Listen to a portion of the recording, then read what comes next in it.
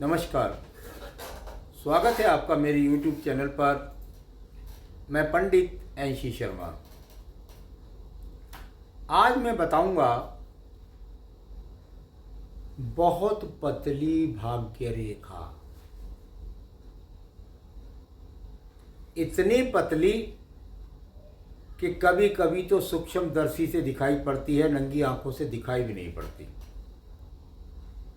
अब बहुत पतली रेखा यदि आपकी भाग्य रेखा है तो उसका आपके जीवन पर क्या प्रभाव है। चलिए भाई, व्यक्ति के पास में मैंने बोला है, आपको बताया है कि यदि आपकी भाग्य रेखा है जाकर के आपके यहाँ हृदय रेखा तक पहुंचती है तो वो कर्म रेखा होती है। और जब ये रेखा जाकर के और पहुंच जाती है आपके शनि पर्वत तक तो उसको हम भाग्य रेखा कहते हैं। यदि आप यहाँ चारों रेखाओं को देखेंगे तो आपको एक समान नजर आएंगी। यानी यदि आपको देखेंगे तो कोई बहुत ज़्यादा एक में ऐसा नहीं नजर आता कि कोई बहुत पतली है, कोई बहुत मोटी है, कोई ऐसा नजर नहीं आता, सब एक समान नजर आती हैं। परंतु कभी कभी देखने में आता है, जैसा मैंने बताया कि सूक्ष्मदर्शी से देखने के बाद भी नजर नहीं आती और या बिल्कुल नजर हल्की हल्की आती है। तो वो कैसी पतली भाग्य रेखा का आपके जीवन पर क्या प्रभाव है, चलिए भाई उस पतली रेखा को बता देते हैं। पतली रेखा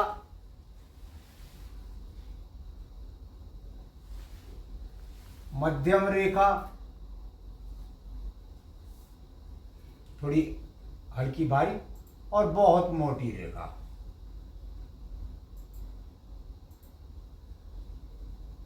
ठीक है, तीन प्रकार की रेखाएं होती हैं। उन रेखाओं में बात कर रहे हैं आज हम पतली रेखा के बारे में। पतली रेखा का क्या परिणाम।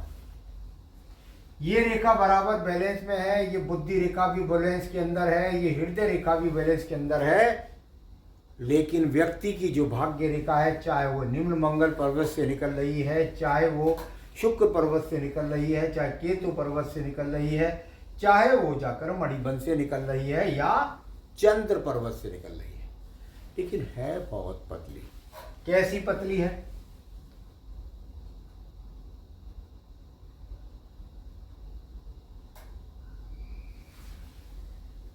ये भी मोटी दिखाई, अगर मैं इसको कहूं तो ये भी मोटी नजर आ रही है।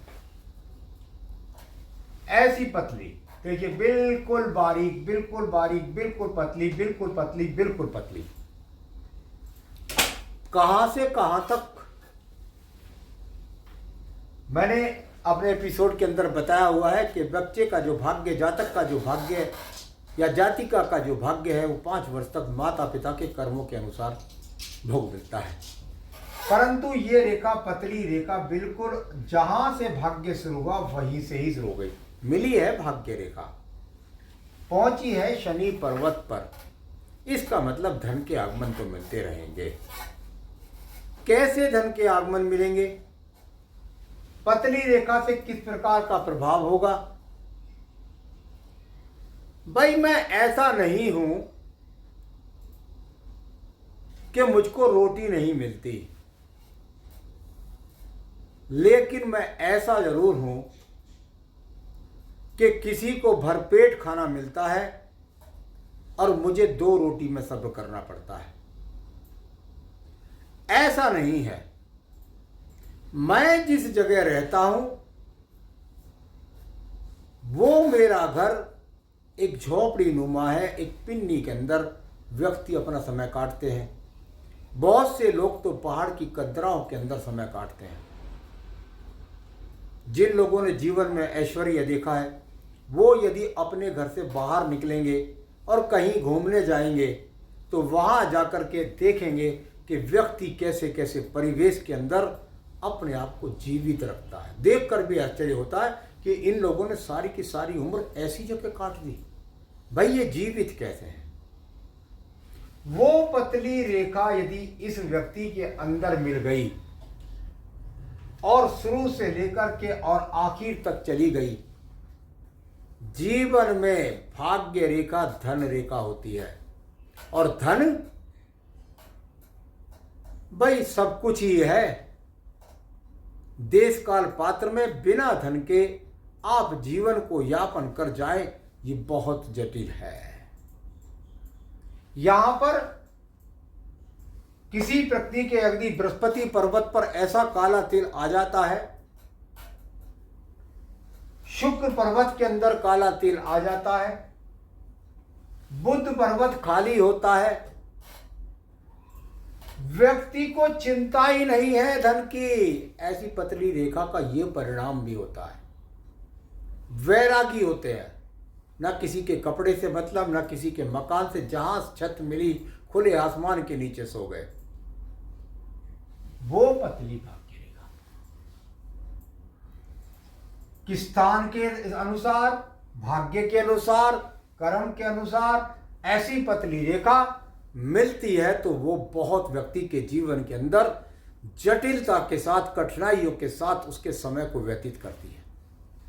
क्या ये रेखा बदलती है? हाँ, ये रेखा बदलती भी है। व्यक्ति का कर्म, वर्वी का प्रारब्ध, भोग काल उसका खत्म हुआ और रेखा का परिवर्तन होना शुरू हुआ। कैसे कैसे परिवर्तन आ सकता है? यही रेखा कहीं पर जाकर आपको देखने में दिखाई दी, जो बहुत पतली थी वो कुछ मोटी हो गई। बहुत मोटी नहीं कह रहा हूं भाई, बहुत मोटी हो गई तो समझ लिए पतली और बहुत मोटी में कोई फर्क नहीं, फिर वही का वही समस्या और ज्यादा। वो रेखा आपकी इस बैलेंस रेखा जो अन्य रेखा है उन जैसी बीच में हो गई। यानी यहां अगर कहूं तो 40 से 50 वर्ष का समय व्यक्ति का अच्छा हो गया, या अंत में हो गई तो अच्छा हो गया। याद रखें, यदि आपके पास पतली रेखा के साथ दो बैलेंस रेखाएं हैं, दो स्थायी रेखा है, तो निश्चित समझिए 55 से लेकर के और आगे का समय या पीछे का समय भी जो हो, पतली रेखा हो या बहुत मोटी रेखा हो, लेकिन अगर आपके पास दो स्थायी रेखा है तो फिर धनहीनता का सामना नहीं होगा। परिभाषा बदल गई है। इसलिए मैंने आपको बताया कि भाई ऐसा नहीं है कि ये जो बहुत पतली रेखा है तो इसके साथ ऐसी स्थितियां होगी। ये वो स्थिति है, यहां गुरु पर्वत पर त्रिभुज बन जाए, स्वास्तिक का चिन्ह जाए, एक्स का चिन्ह बन जाए, बहुत पतली बहुत मोटी हो, धन की बारिश होती रहती है, परवाह नहीं करता है, परवाह नहीं करेगा, क्योंकि बहुत पतली बहुत मोटी है। तो चलिए, यहां पर अगर स्थायी रेखा मिलती है तो प्रणाम, यदि बहुत पतली है तो ये प्रणाम, यदि मोटी हो जाती है, बीच में मध्यम हो जाती है तो ये परिणाम, बहुत मोटी हो जाती है तो बहुत बुरा परिणाम प्राप्त होता है। तो आज मैंने आपको बताने का प्रयास किया कि यदि आपके हस्तरेखा के अंदर बहुत पतली, बहुत बारीक रेखा, बहुत नाजुक स्वभाव बना देगी, आपको कदम कदम पर चलने के लिए तरस जाते हैं, तो भाग्य क्या बनाएंगे, उस रेखा के बारे में बताया। आगे भी अन्य विषयों में आपको बताता रहता हूँ। मेरे साथ जुड़े रहिए। नमस्कार।